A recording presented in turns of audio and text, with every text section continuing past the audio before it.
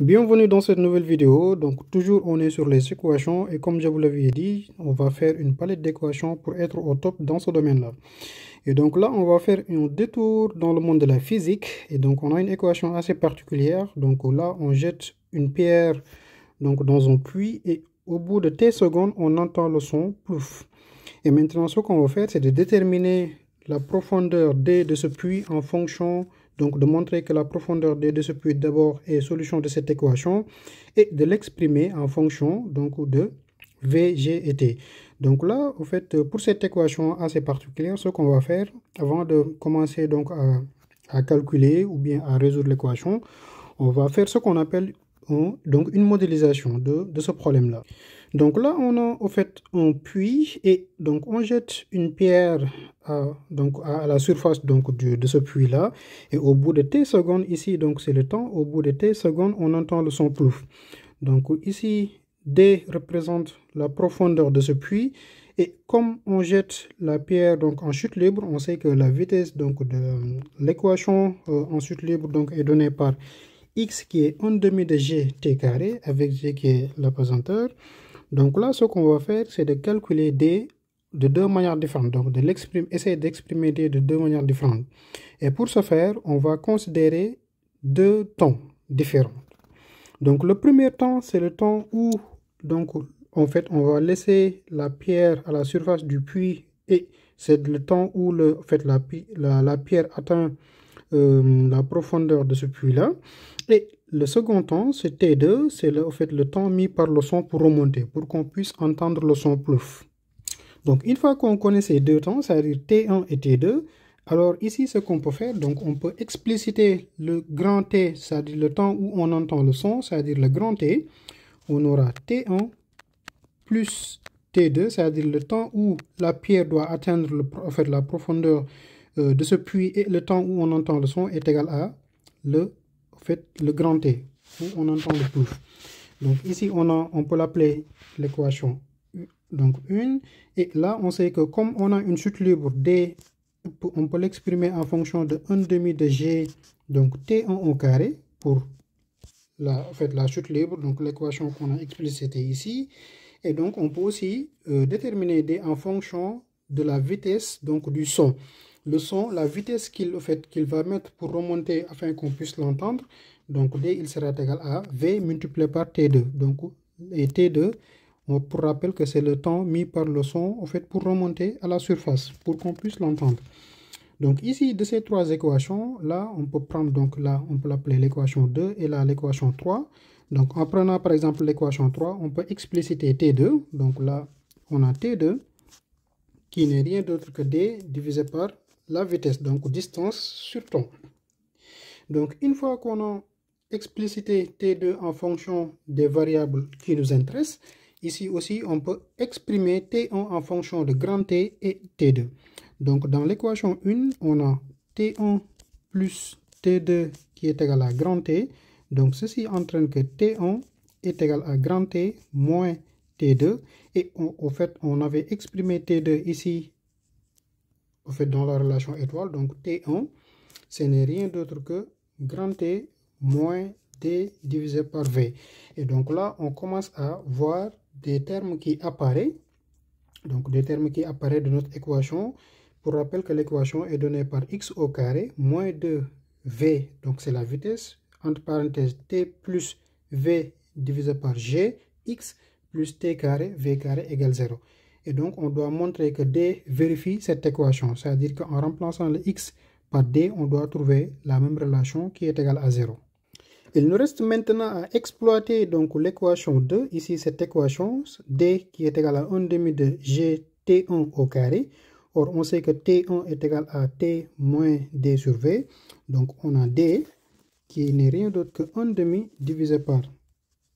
Donc, 1 demi multiplié par G, du moins, multiplié par maintenant T moins D divisé par V, le tout au carré. Ce qui prouve maintenant que D est solution de l'équation E. Et donc, ici, en remplaçant par exemple le X par D, donc on aura X qui est égal à le D du moins par X qui est égal à 1 demi de G. Donc G, c'est l'accélération de la pesanteur multiplié par T moins x divisé par v, le tout au carré. Et donc là, on peut remonter pour voir que D est bien solution de cette équation. Donc ici, ce qu'on a, donc en faisant le développement ici de ce membre, c'est-à-dire que notre équation E qu'on avait, il sera équivalent, donc le D, à x qui est égal à 1 demi de g multiplié par, donc là, on va faire le développement t au carré moins 2, donc AB, a au carré moins 2ab, donc ça va nous donner x t divisé par v plus x au carré divisé par v au carré. Donc ceci équivaut à, en multipliant, donc en développant la parenthèse ici de ce membre là, donc on aura 1 demi g x au carré sur v au carré, donc pour ce terme qui est à droite, maintenant plus 1 demi de g t au carré, et 2 multiplié par 1 demi, ça fait 1, donc on aura moins x t g divisé par v, qui est égal à notre grand. Donc en transposant x, on aura ici 1 demi, donc équivalent sous les équivalences, 1 demi g x au carré sur v au carré. Maintenant ici, on aura plus 1 demi de g t au carré moins x t g sur v moins x est égal à 0. Donc là, il suffit simplement de factoriser par 1 moins x, donc ce qui équivaut à avoir. Donc ici, on aura g sur 2 v au carré x au carré. Donc ici, pour le premier terme.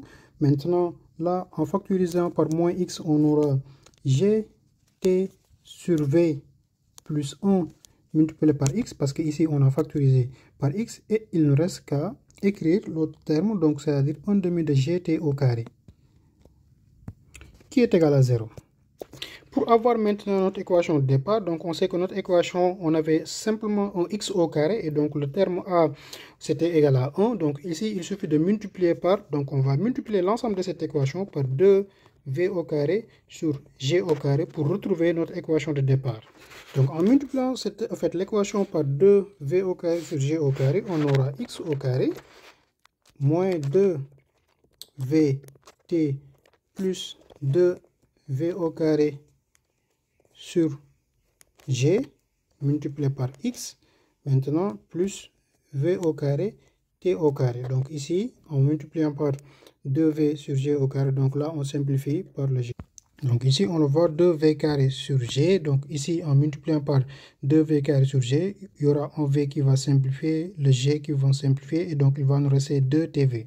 Donc comme on le voit ici, et là aussi de l'autre moment en multipliant donc pour le 1 étant l'élément de la multiplication, donc on aura 2v au carré sur g, et là aussi en simplifiant par le g, on aura, et le 2, on aura vt carré égale 0.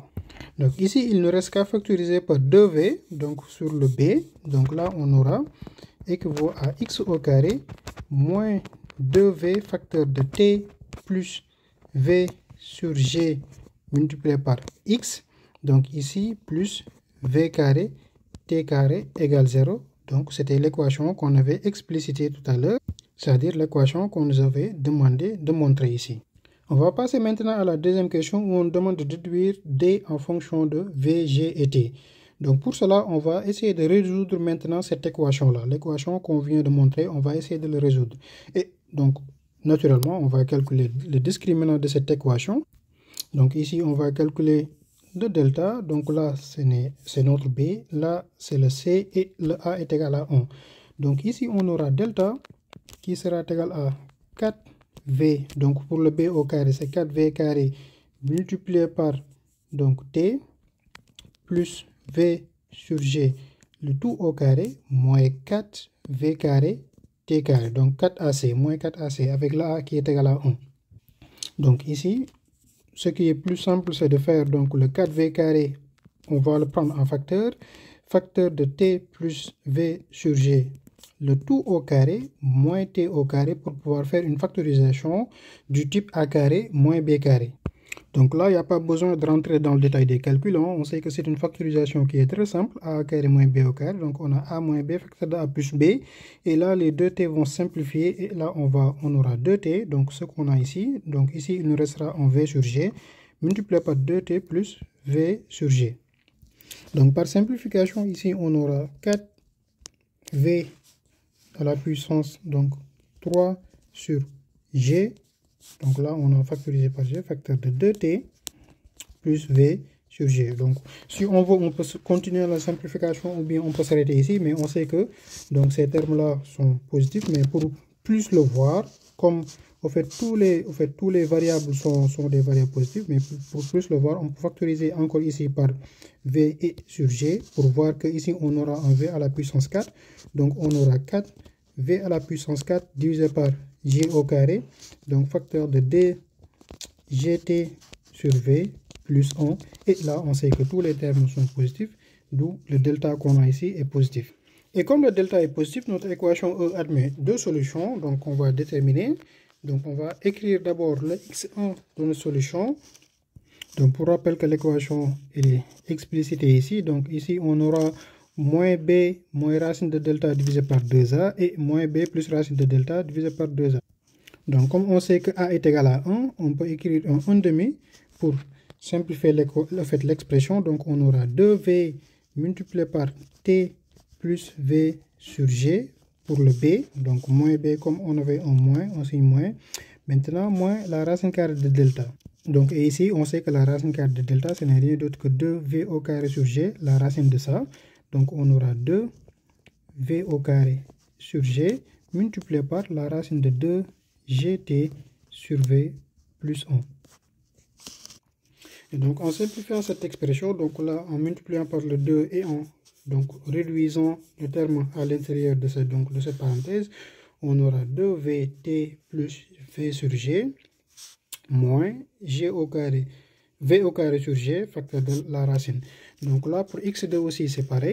On va juste remplacer le signe moins par un signe plus, donc on aura v facteur de t plus v sur g plus maintenant v au carré sur g, la racine carrée de 2gt sur v plus 1. Alors là, on a les deux valeurs possibles de g, soit de d autant pour moi, donc la profondeur du plus, soit d est égal à x1 ou bien d est égal à x2, mais pas les deux valeurs à la fois. Et donc pour le savoir, on va prendre une des valeurs. Donc par exemple, si on prend le d comme étant le x2 pour voir est-ce que ce terme-là, en fait, il sera positif. Donc à la fois positif et vérifiant les conditions qu'on avait fixées tout à l'heure en haut.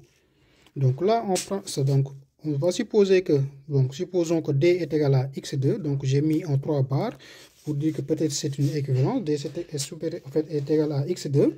Ou je vais l'écrire correctement. Donc si d est égal à x2, 2 points. Donc on va essayer de voir est-ce que ça vérifie les conditions. Et donc une des conditions qu'on avait fixées en haut, c'est-à-dire que c'était d qui est égal à v multiplié par t2, c'est-à-dire le temps où le son remonte à la surface pour qu'on puisse l'entendre. Et donc ceci équivaut à dire que donc comme on a vt2, donc on a vt plus v au carré sur g, donc multiplié par 1 plus la racine carrée de 2gt sur v plus 1. Donc ici, ce qu'on a fait, on a multiplié ici, donc à l'intérieur, en fait, on a développé cette expression, et donc le v sur, en fait, le v au carré sur g, on l'a factorisé ici, donc à l'intérieur.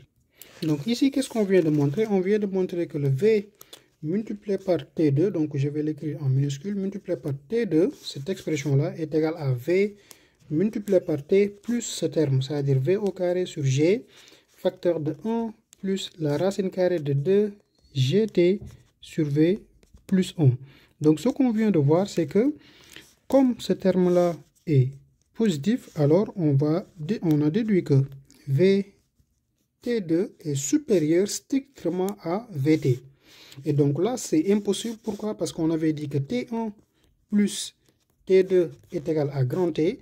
Et donc, comme v est en constante positive, donc en multipliant partout par v, on ne peut pas avoir un vt2 qui sera supérieur strictement à vt. Cela est impossible.